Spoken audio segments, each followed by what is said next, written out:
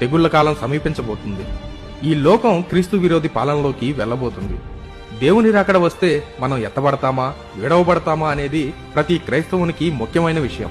ఎప్పుడైతే ఇశ్రాయేల్ ప్రజలు 3వ మందిరం కట్టి ఆరాధన చేయబోతున్నారో అప్పుడు దేవుడు తన వధువు సంఘాన్ని భూమి మీద నుండి కొనిపోతాడు.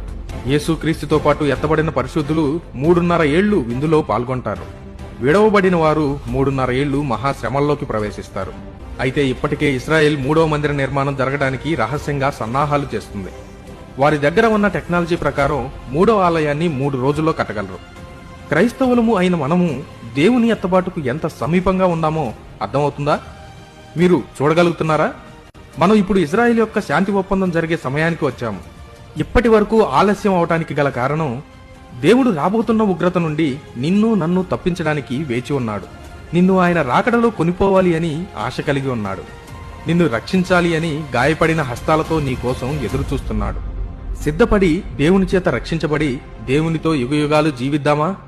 లేక ఇంకా ఈ లోకాన్ని ప్రేమిస్తూ విడువబడి శ్రమల కాలంలో అంత్యక్రీస్తు పాలనలోకి వెళ్దామా?